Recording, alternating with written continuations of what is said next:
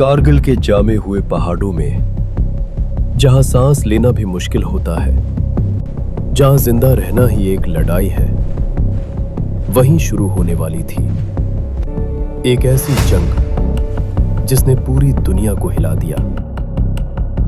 लेकिन ये जंग घाटियों में नहीं लड़ी जाने वाली थी, ये जंग लड़ी जाने वाली थी बादलों के ऊपर। साल 1999 की सर्दियां, जब पूरी दुनिया सो रही थी, तब दुश्मन चुपके से लाइन ऑफ कंट्रोल पार कर चुका था। उनकी योजना साफ थी, पहाड़ों पर कब्जा करो और भारत की सबसे अहम सड़क को बंद कर दो। इन पहाड़ों के नीचे से गुजरती थी एक ऐसी सड़क जो कश्मीर को भारत के बाकी हिस्सों से जोड़ती थी। अगर ये सड़क गिर जाती तो पूरा इलाका दुनिया से कट सकता था। शुरुआत में किसी को यकीन नहीं हुआ, लेकिन सच्चाई डराने वाली थी। दुश्मन पहले ही ऊंचाइयों पर कब्जा कर चुका था, और पहाड़ों की जंग में जो ऊंचाई पर होता है, अक्सर वहीं जंग जीतता है। इन चोटियों को वापस लेने के लिए भारतीय सैनिकों को चलना था बर्फ की सीधी दीवारों पर, मशीन गन की बारिश के बीच। और यहीं से शुरू हुआ ऑपरेशन विजय।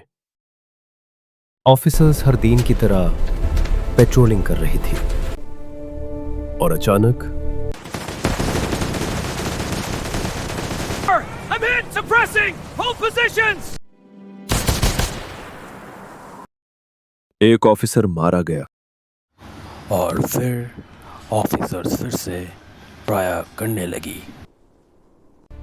रात के अंधेरे में भारतीय सैनिक चुपचाप पहाड़ चढ़ रहे थे। हर कदम मौत के करीब ले जा सकता था।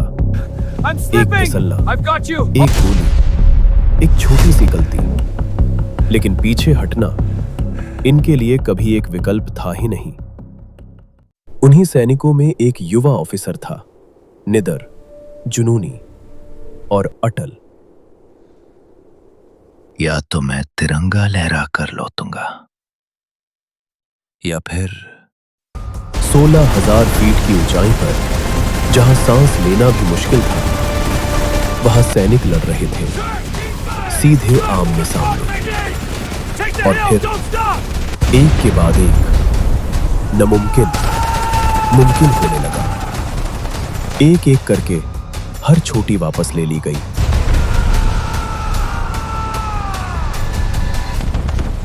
लेकिन हर जीत कुर्बानी मांगती है। कुछ हीरो जीत देखने के लिए नहीं जीते, वो इतिहास बनाने के लिए जीते हैं।